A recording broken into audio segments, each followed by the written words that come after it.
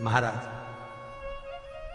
आज पुत्रदा एकादशी है। जिस नारी को संतान नहीं हो रही हो, बहुत प्रयास कर लिया हो, पुत्रदा एकादशी पूरे साल में 2 बार आती है। एक श्रावण के महीने में आती है, दूसरी पोषाधिक क्रम में आती है। श्रावण के महीने की जो पुत्रदा एकादशी होती है, ये संतान की वृद्धि करने वाली होती है। शंकर जी के मंदिर में जाकर, भगवान शिव के मंदिर में पूजन करके घी का 1 कटोरी में घी और 1 कटोरी में खीर शंकर के सामने रख देते हैं। भगवान शंकर के मंदिर पर चौखट पर घी का दिया लगा देते हैं। शंकर जी की चढ़ी हुई 1 बेलपत्र साथ में रखें और 1 बेलपत्र को उठाकर शंकर जी के मंदिर की चौखट पे ही बैठकर चबा चबा कर खा लेते हैं। जो 1 बेलपत्र लेकर आए हैं वो अपने पति को खिला देते हैं। कहते हैं पुत्रदा एकादशी के दिन ये कर लेने पर संतान की प्राप्ति हो जाती है, पुत्र की प्राप्ति हो जाती है। ये वो एकादशी है। जिस नारी को संतान नहीं हो रही हो, बहुत प्रयास कर लिया हो, पुत्रदा एकादशी पूरे साल में 2 बार आती है। एक श्रावण के महीने में आती है, दूसरी पोषाधिक क्रम में आती है। श्रावण के महीने की जो पुत्रदा एकादशी होती है, ये संतान की वृद्धि करने वाली होती है। शंकर जी के मंदिर में जाकर, भगवान शिव के मंदिर में पूजन करके घी का 1 कटोरी में घी और 1 कटोरी में खीर शंकर के सामने रख देते हैं। भगवान शंकर के मंदिर पर चौखट पर घी का दिया लगा देते हैं। शंकर जी की चढ़ी हुई 1 बेलपत्र साथ में रखें और 1 बेलपत्र को उठाकर शंकर जी के मंदिर की चौखट पे ही बैठकर चबा चबा कर खा लेते हैं। जो 1 बेलपत्र लेकर आए हैं वो अपने पति को खिला देते हैं। कहते हैं पुत्रदा एकादशी के दिन ये कर लेने पर संतान की प्राप्ति। शिव महापुराण की कथा कहती है, आप अगर विश्वास रखे हो,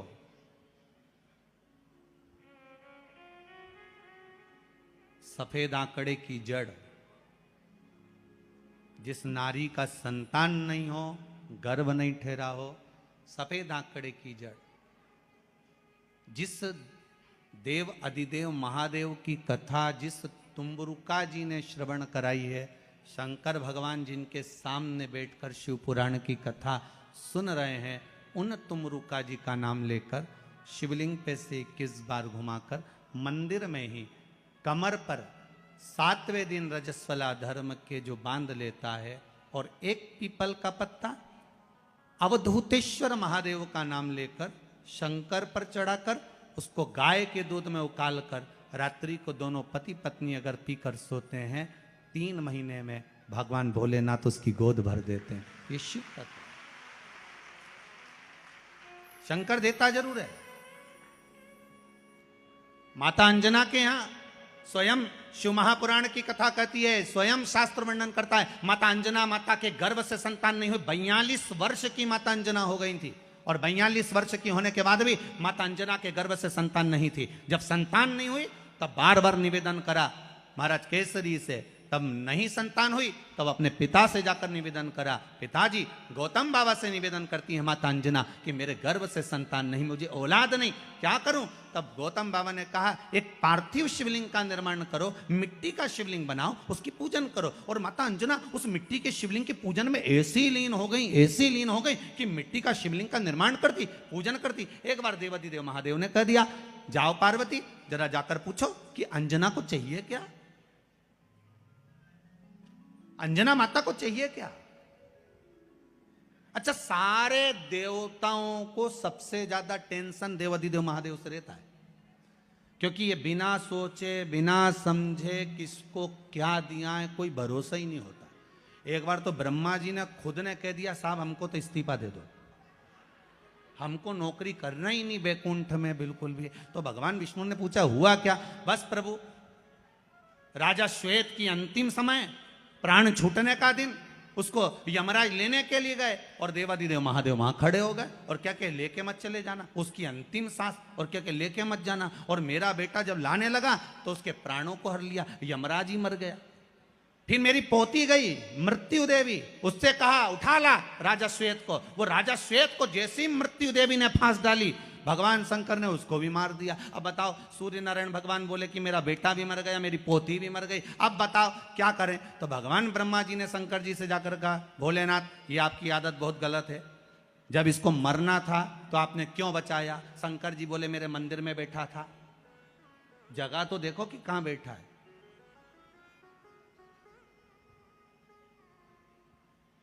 ब्रह्मा जी ने भगवान विष्णु से कहा हमको ये काम नहीं करना, आप तो हमारा इस्तीफा स्वीकार करो। भगवान विष्णु ने शंकर जी से कहा भोलेनाथ जी अब इनके बेटे को, सूर्य नारायण के पुत्र को और पोती को जीवित करो। शंकर भगवान करे एक शर्त पर जीवित करूंगा, जहां मेरा भजन हो रहा हो, जहां मेरी कथा हो रही हो, अगर कोई महामृत्युंजय मंत्र का जाप कर रहा हो, श्री शिवाय नमस्तुभ्यम जप रहा हो, शंकर का पंचाक्षर मंत्र नमः शिवाय जप रहा हो, शंकर जी कहते हैं उस समय पर मृत्यु उसको ना घेरे। तो इतने में सूर्य नारायण भगवान कहते हैं शपथ लेता हूं, संकल्प लेता हूं, जहां आपका नाम होगा, अगर पृथ्वी पर कोई मरने का भी समय आ गया तो पहले आपसे पूछा जाएगा उठा ले। तुम बोलोगे तो बात दूसरी है। शंकर जी बोले हम बताएंगे तो उठाना, हम बोल दें। अगर ये शंकर जी का नाम जप रही है और पड़ोसन नी जप रही है तो हम इशारा कर देंगे बाजू वाली को उठा ले। तुम टेंशन मत ले रहो, तुम तो शिव जपो। अब क्या सोचना, अब सोचो क्या।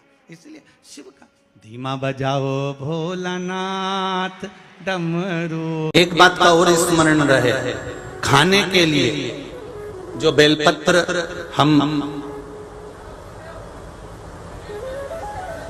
जी जी भगवान हम जो बेलपत्र खाते हैं भगवान शंकर पर चढ़ी हुई, वो 3 की बनी हुई, एक बेलपत्र वाली नहीं खाना।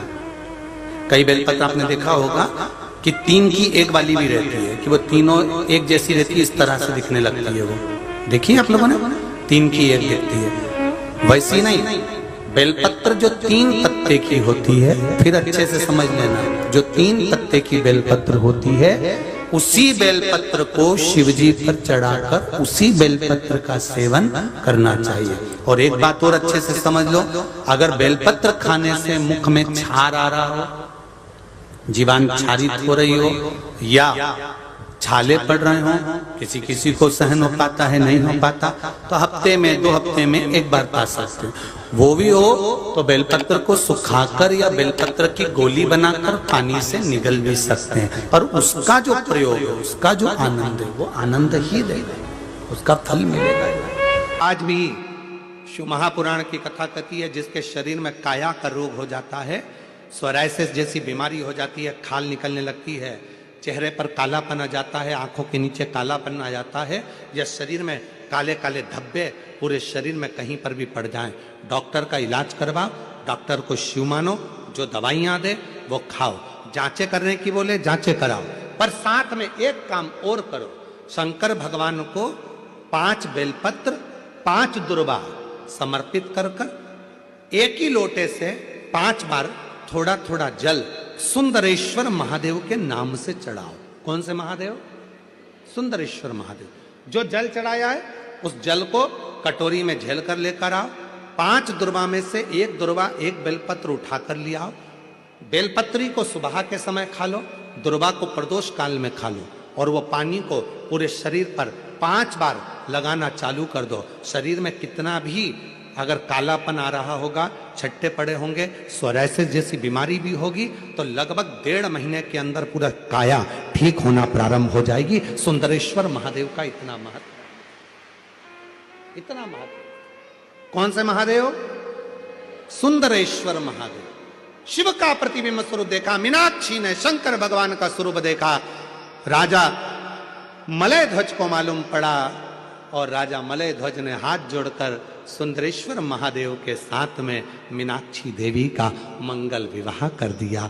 जब सुंदरेश्वर महादेव के पास में मीनाक्षी जी आई तो शिव जी ने कहा, ए मीनाक्षी, याद करो तुम पार्वती हो, मेरे करीब में बैठकर मेरे त्रिगुणाकार स्वरूप का वर्णन कर रही थी, तुम्हारे मन में भाव आ गया था कि त्रिगुणाकार प्रभु के लिए मैं भी त्रिगुणाकार कोई स्वरूप धारण करूं। इसलिए तुम्हारा जन्म मलय ध्वज के घर में हुआ और तुम्हारे 3 स्तन हुए।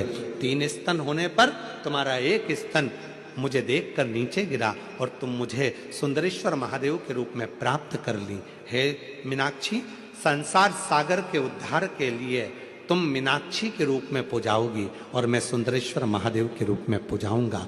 तमिलनाडु का वो पवित्र मदुरई का मीनाक्षी मंदिर आज भी 7 अजूबों में एक अजूबा है, जहां मीनाक्षी देवी और सुंदरेश्वर महादेव का पूजन होता है, जहां दुनिया के लोग दर्शन करने के लिए जाते हैं, आज भी दर्शन के लिए पहुंचते हैं।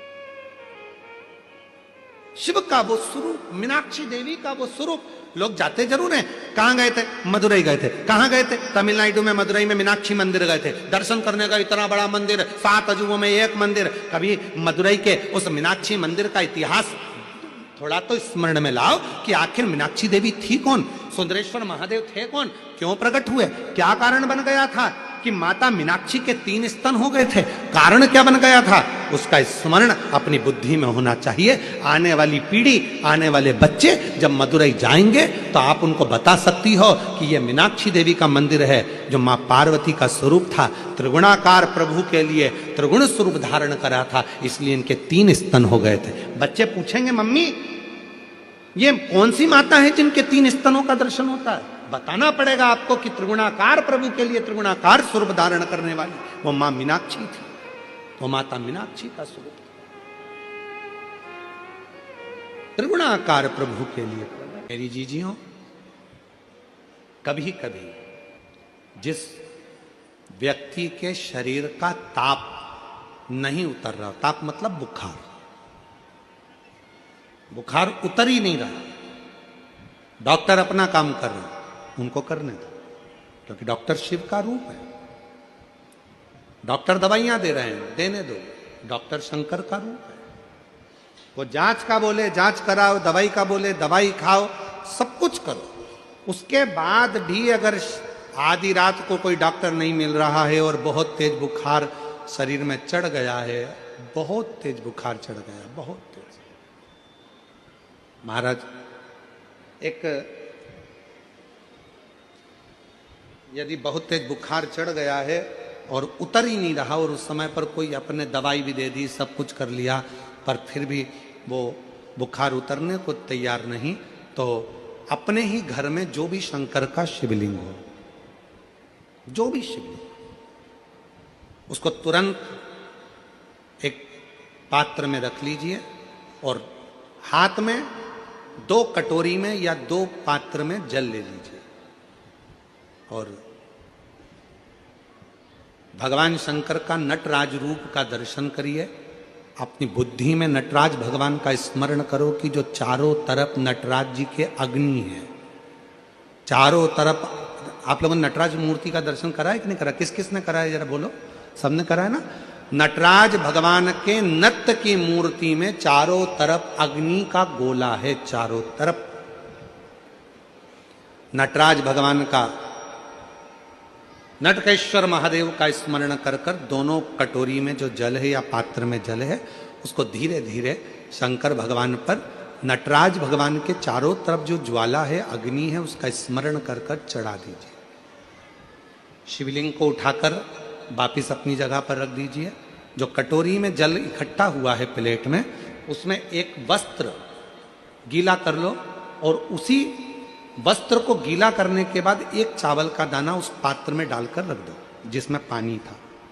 उस वस्त्र को गीला कर कर उस बच्चे के पूरे शरीर पर 3 बार, या जिसको भी बुखार हो, महिला पुरुष, उसके शरीर को 3 बार, आधे घंटे के अंदर 3 बार उसको धीरे धीरे धीरे धीरे नटराज भगवान का स्मरण कर कर, नटकेश्वर महादेव का स्मरण कर कर उसको पोंछ दीजिए।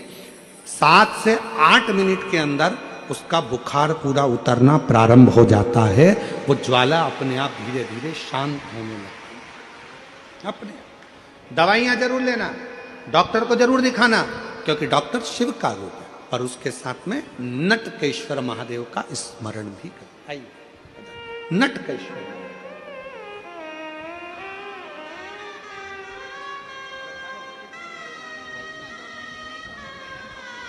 गठान हो गई थी गले में और डॉक्टर की दवाइयाँ बहुत समय से ले रही थी पर आराम नहीं लगा। जांच भी कराई, दूसरी भी, बाबा की कृपा से नॉर्मल आई और अब 2 महीने के अंदर पूरी गठान गल गई।